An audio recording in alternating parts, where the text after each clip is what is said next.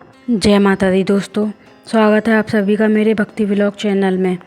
आज हम आपको सुनाने जा रहे हैं माँ वैष्णो देवी की पावन कथा, उनका इतिहास, चमत्कार, भैरवनाथ की कथा और कटरा से भवन तक की पूरी यात्रा। वीडियो को अंत तक ज़रूर देखिएगा क्योंकि अंत में एक बहुत ही प्रेरणादायक संदेश भी है।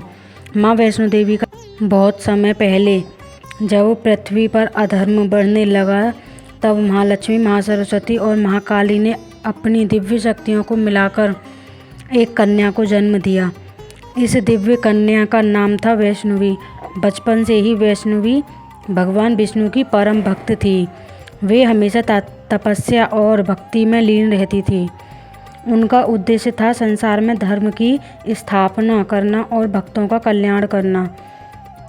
जब भगवान श्री राम माता सीता की खोज में वन वन भटक रहे थे तब उनकी भेंट वैष्णवी से हुई।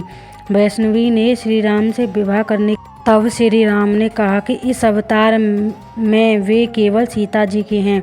उन्होंने वैष्णवी को कलयुग तक तपस्या करने का आशीर्वाद दिया और कहा कि समय आने पर वे उन्हें पहचानेंगे। इसके बाद वैष्णवी त्रिकुटा पर्वत की ओर चली गई और कठोर तपस्या करने लगी। भैरवनाथ की कथा। उसी समय एक तांत्रिक और शक्तिशाली योगी था जिसका नाम भैरवनाथ था। भैरवनाथ ने वैष्णवी की दिव्य शक्तियों को देखा और उनके पीछे पड़ गया। वह जानना चाहता कि यह साधारण कन्या कौन है। माता ने कई बार उसे समझाया लेकिन वह नहीं माना। तब माता त्रिकुटा पर्वत की ओर चली गईं। बाण गंगा का चमत्कार। यात्रा के दौरान माता को प्यास लगी। उन्होंने अपने धनुष से एक बाण चलाया और बाण गिरा। वहाँ से यही स्थान आज बाण गंगा कहलाता है। कहा जाता है कि आज भी इस जल में स्नान करने से मन और आत्मा पवित्र हो जाते हैं। माता आगे बढ़ी और पीछे मुड़कर देखा कि भैरवनाथ उनका पीछा कर रहा है। जहाँ माता के चरण पड़े वह स्थान चरण पादुका कहलाया।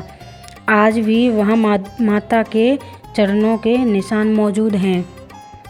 माता ने एक गुफा में लगभग 9 महीने तक तपस्या की। यह गुफा आज अर्धकुमारी गुफा के नाम से प्रसिद्ध है। मान्यता है कि जो भक्त इस गुफा से निकलता है उसके जीवन में कष्ट कम हो जाते हैं और उसे नई ऊर्जा मिलती है। जब भैरवनाथ ने माता को परेशान करना बंद किया तब माता ने महाकाली का रूप धारण किया। उन्होंने भैरवनाथ का सिर धड़ से अलग कर दिया। भैरवनाथ को अपनी गलती का एहसास हुआ। उसने माता से क्षमा मांगी। माता ने उसे क्षमा कर दिया और वरदान दिया कि मेरे दर्शन तब तक पूर्ण नहीं माने जाएंगे जब तक भक्त तुम्हारे मंदिर के दर्शन नहीं करेंगे।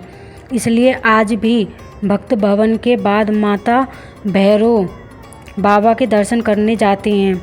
माता ने गुफा में 3 पीढ़ियों के रूप में निवास किया। महाकाली, महालक्ष्मी, महासरस्वती। यही 3 पीढ़ियाँ आज भी भक्तों को दर्शन देती हैं।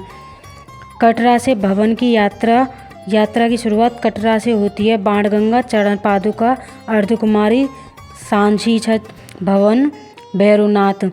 इन स्थानों का अपना अपना धार्मिक महत्व है। रास्ते भर भक्त जय माता दी के जयकारे लगाते आगे बढ़ते हैं। हजारों भक्त बताते हैं कि माँ ने कठिन समय में उनकी सहायता की। किसी को नौकरी मिली, किसी की बीमारी ठीक हुई, किसी के घर में खुशियाँ आईं। भक्त मानते हैं कि जब माता बुलाती हैं तभी यात्रा संभव होती है। आज की वैष्णो देवी यात्रा। वैष्णो देवी टेम्पल भारत के सबसे प्रसिद्ध तीर्थ स्थलों में से एक है। हर वर्ष करोड़ों श्रद्धालु यहाँ माता के दर्शन करने आते हैं।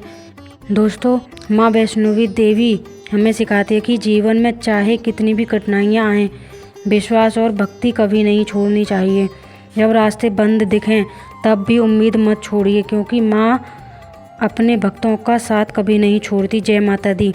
अगर आपको यह कथा पसंद आई हो तो वीडियो को लाइक करें, चैनल को सब्सक्राइब करें और कमेंट में जय माता दी ज़रूर लिखें।